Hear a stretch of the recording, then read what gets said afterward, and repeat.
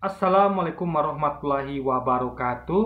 Halo guys, kembali lagi bersama saya Bobi Heren. Kali ini kita akan komentari tentang Ketua Umum PSI yang baru yaitu Kaisang Pangarep. Jadi dia adalah putra dari Jokowi, Presiden Jokowi gitu kan. Nah,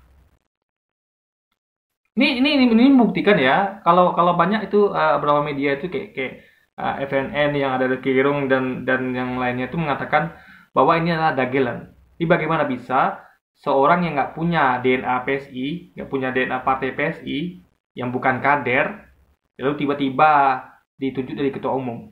Nah ini cukup absurd guys. Jadi ini orang tuh nyebutnya sebagai dagelan. Nah jadi perlu dipahami gini ya.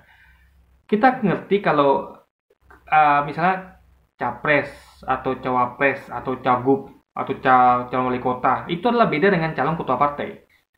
Jadi kalau ngomong partai tentu ngomong kader. Karena partai itu dibangun atas dasar kaderisasi gitu kan. Jadi bagaimana seorang tuh betul-betul kalau menjadi ketua partai itu dari bawah atau minimal dia pendirinya. Jadi teruji sudah yaitu dia tuh sudah teruji bagaimana dia tuh punya DNA partai itu. Ini bukan orang yang baru datang tiba-tiba dari luar gitu. Nah ini beda dengan halnya kalau calon presiden. Kalau calon presiden atau gubernur atau wali kota tuh beda lagi. Jadi ini nggak perlu punya DNA partai, nggak perlu. Makanya bisa calon presiden atau gubernur wali kota itu diusung oleh beberapa partai gitu kan. Nah, tapi kalau untuk ketua partai itu wajib punya DNA partai. Makanya kita heran ketika Kaisang main tuh katanya baru datang baru bergabung itu dia bukan langsung ngasih instruksi tapi masih mendengarkan dulu. Karena dia nggak ngerti ada apa di PSI gitu kan. Jadi kan dia nggak punya DNA-nya, dia nggak berangkat dari bawah guys. Nah, ini sama seperti ada klub bola. Klub bola yang menilai nih kayaknya kita harus ganti manajer nih. Nah, makanya dia ambil kayak yang pindah-pindah tuh kan kayak pelatih kayak Pep Guardiola, lalu Jose Mourinho atau siapapun itu yang suka pindah-pindah. Nah, bayangkan bagaimana dengan pelatih yang dari klub. Misalnya kayak siapa ya pelatih yang legendaris kayak pelatih yang dari Juventus misalnya dari Barcelona misalnya Xavi atau yang dari klub itulah legenda hidup kayak Paolo Maldini legenda Milan gitu kan ini kan beda rohnya. Kalau Paolo Maldini tahu betul Milan seperti apa gitu kan atau betul ya. Nah jadi sama seperti itu guys. Jadi sama dengan antara Paolo Maldini di Milan yang menjadi pelatih atau staff di Milan ya dengan uh, pelatih Milan sekarang ini yang bukan dari daerah Milan gitu. Nah ini kan beda kali. Jadi itu yang pertama. Jadi seakan-akan mudah sekali di ketua partai gitu kan. Cukup Anda terkenal, anak presiden tidak punya dana partai pun jadi ini. Jadi ini adalah pakem yang kurang lazim. Kan kita tahu ya kalau partai-partai lain itu misalnya kayak Partai Gerindra, tentu Pak Prabowo ada pendirinya. Di PDI Megawati adalah pendirinya. Atau Puan adalah kadernya sekaligus anaknya pendirinya Megawati. Lalu di PKS itu adalah dekadernya juga.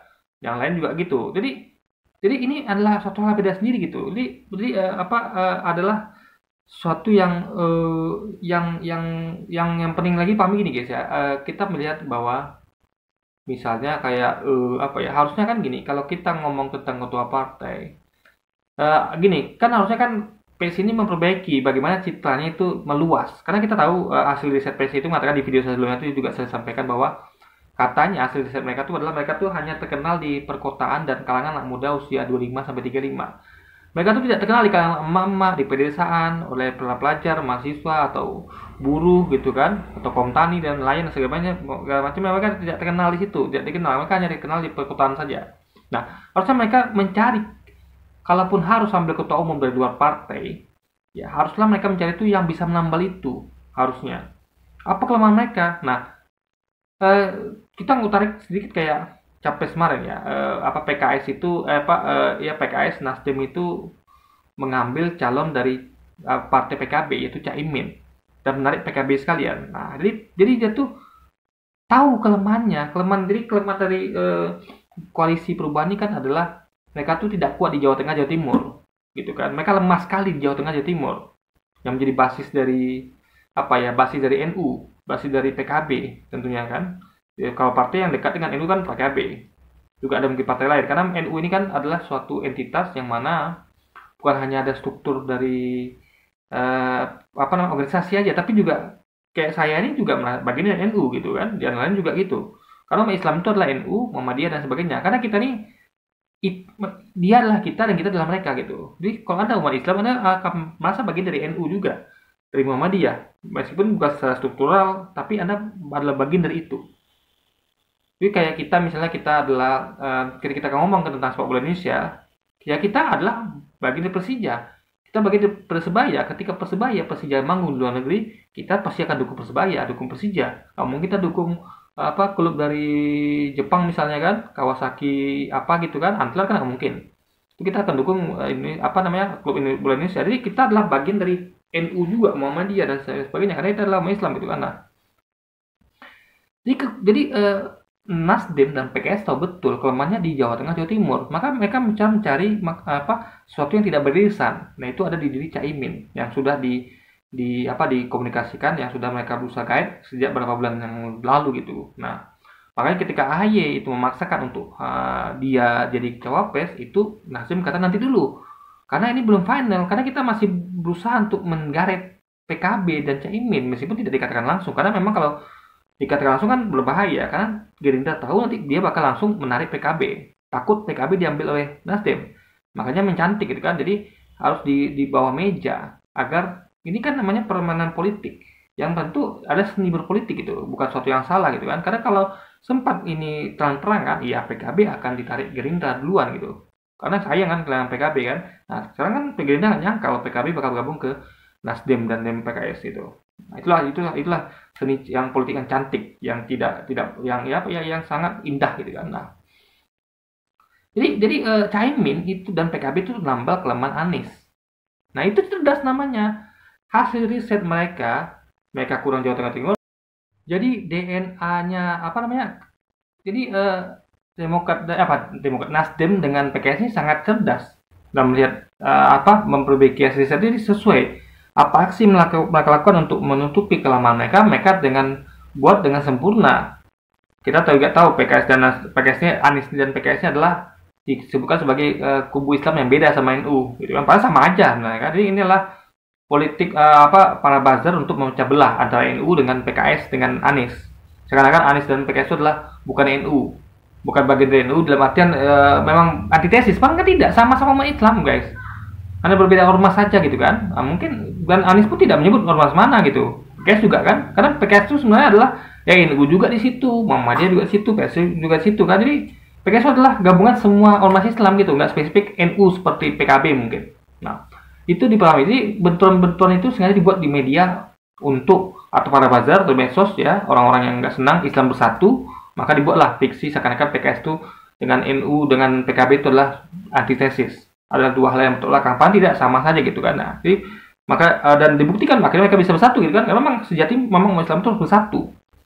Ya, PKS, PKB, bahkan P3 itu harus bersatu harusnya, nggak seperti sekarang PK3 malah ke PDI gitu kan. Nah, jadi aksi riset ditindaklanjuti dengan resultnya, ada resultantenya adalah penarikan Caimin dan PKB. Itu adalah suatu hal yang make sense, yang masuk akal dan brilian, cerdas gitu. Ini menutupin lubang kelemahan PKS dan Nasdem dan Anies, yaitu Jawa Tengah, Jawa Timur. Yang tentu porsinya itu ada kaum Nahdliyin di sana, yang besar gitu aja, apalagi Jawa Timur itu. Nah, ini satu keputusan cerdas gitu. Nah, beda dengan PSI. PSI bukannya nutupin kelemahan mereka. Mereka tahu kelemahan mereka adalah mereka tidak terkenal di kalangan emak-emak, di kalangan pelajar, ya, buruh, tani, nelayan. Di pedesaan mereka tidak terkenal. Nah, mereka harus mencari calon yang bisa menjembatani itu. Mana yang kira-kira calon yang bisa dipakai itu tentu calon-calon yang tentu bersuara untuk mereka. Bersuara untuk para petani, nelayan, emak-emak, para buruh, pelajar, ya kan, orang-orang yang dikriminalisasi harus bicara untuk itu. Tapi tidak. Mereka mengambil Kaesang, guys. Luar biasa. Kaesang yang mana adalah sama dengan mereka milenial, mengambil Kaesang. Oke lah, mungkin untuk menyamakan DNA-nya karena milenial gitu. Oke, masih make sense. Tapi Kaesang ini kan adalah pengusaha, anak presiden. Bukan orang-orang aktivis yang kritis terhadap pemerintahan, terhadap kebijakan pemerintahan yang tentu kita menyambung lidah rakyat. Yang mana tersengsara akibatkan kebijakan pemerintah gitu kan. Harusnya dia ambil para aktivis. Jadi kan PS ini kan adalah isinya aktivis. Harusnya mereka mengambil aktivis juga. Bukan dari kalangan pemerintahan, guys. Karena ngomong aktivis berarti oposisi, ya. Ngomong aktivis oposisi.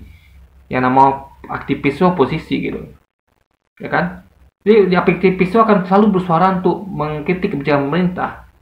Gitu. Harusnya, tapi tidak. Yang dilakukan oposisi adalah justru mengkritik kebijakan oposisi. Kayak Anies Baswedan oposisi dikritik oleh dia. Ini kan make sense. Jadi aktivis itu nggak begitu harusnya. Nah, jadi mengambil kesannya adalah suatu hal yang menurut kita tuh nggak nambah apa-apa.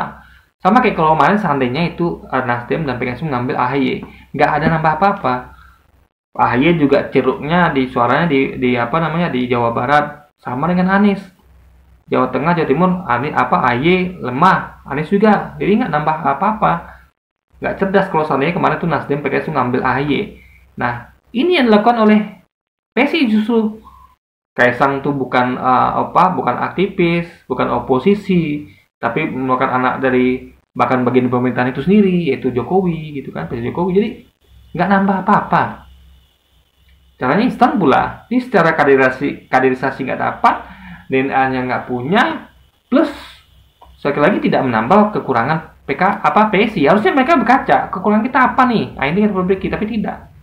Makanya ya kita lihatnya ini semacam dagelan gitu. Jadi PS ini tidak berbuat suatu hal yang bisa menambah lubang mereka yang bocor itu, guys. Yaitu di kalangan emak-emak, pelajar, buruh, mahasiswa, tani, nelayan, dan orang-orang di pedesaan. Di kampung-kampung tidak.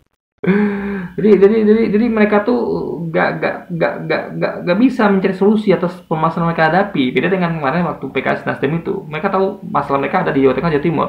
Mereka kurang suara sih, maka mereka narik PKS narik Caimin dan PKB, guys. Nah, itulah bedanya antara PKS Nasdem dengan PSI. PKS dari kadernya, Nasdem juga Pak Surya Paloh ada pendirinya. Nah, jadi partai itu gitu harusnya, dia harus punya DNA-nya.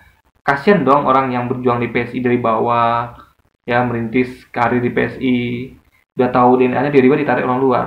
Jadi seakan-akan itu partai itu berubah jadi klub bola, guys. Partai berubah jadi klub bola atau perusahaan bahkan. Perusahaan kan begitu perusahaan. Perusahaan yang bagus itu kan rata-rata kan harusnya orang yang dari bawah. Misalnya kita kan lihat perusahaan ini keren kalau seandainya orang yang dulunya OB misalnya tiba-tiba jadi setelah berbelasan tahun jadi direktur utama. Itu keren tuh. Dia ngerti DNA perusahaan ini dan itu didapat prestasi dia selama belasan tahun, puluhan tahun mengabdi di perusahaan itu. Dibandingkan dengan perusahaan yang ngambil DNA dari luar. Tiba-tiba ambil. Kalau perusahaan masih masuk akal lah. Karena ini adalah nama perusahaan bisnis cari untung. Partai bukan bisnis, bukan cari untung. Partai ini nggak bisa diterapkan skema perusahaan atau kayak klub bola kan memang cari untung itu. Bagaimana mencari meningkat, bagaimana klub menguntungkan kan prestasi. Ya prestasi kan, oke prestasi juga, tapi kan ada keuntungan itu. Dari partai nggak bisa, guys. Partai itu betul-betul harus melupakan keuntungan. Makanya nggak bisa seperti itu, nggak bisa. Nggak bisa cara mainnya begitu. Menarik orang yang sudah terkenal, nggak punya DNA partai.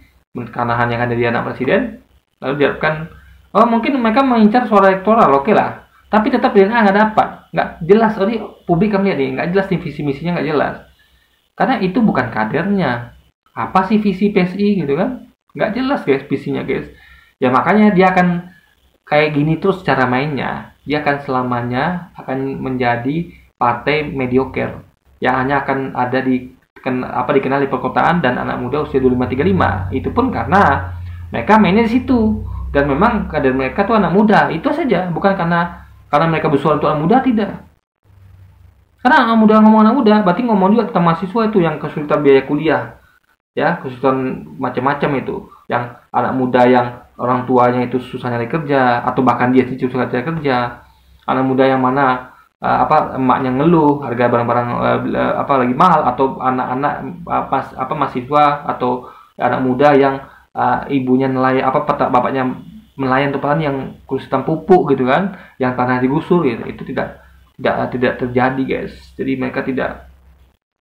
Jadi anak mudanya ya anak muda yang bagaimana dulu, tentu bukan anak muda yang seperti itu gitu kan. Nah, itu pun anak muda itu kan anak muda yang kalangan terbatas, jadi kalangan perkotaan saja yang ya kalau kita ngomong perkotaan tentu padahal itu kalau ngomong perkotaan juga tentu mereka juga ada bahwa ibunya petani gitu kan, ada yang lain juga meskipun mereka tinggal di kota nggak mesti orang tuanya itu juga kerja di kota gitu kan. Bisa jadi anak saya misalnya, saya petani misalnya atau nelayan, saya kirim tuh anak saya tuh ke kota untuk kuliah atau kerja, padahal saya petani gitu kan, bisa jadi. Nah, jadi itu yang tidak dilihat oleh PSI ini guys. Jadi memang kalau gini tuh ceramennya akan jadi partai mediocre terus. Jadi tidak akan pernah mendapatkan suara dari rakyat. Kayak yang mayoritas besar adalah petani, nelayan, buruh, apalagi ya anak muda, pelajar, mahasiswa, dan juga orang-orang yang ada di pedesaan guys. Nah, itulah jadi tidak menambah value pendidikan Kaisang sebagai ketua umum PSI, dan tidak memecahkan masalah mereka yang hanya dikenal di perkotaan dan anak-anak muda usia 25 sampai 35. Oke, jadi mungkin sekian dulu aja video kita kali ini guys, bahas tentang pemilihan Kaisang sebagai ketua umum PSI, dan sampai jumpa lagi di video-video selanjutnya. Wassalamualaikum warahmatullahi wabarakatuh guys.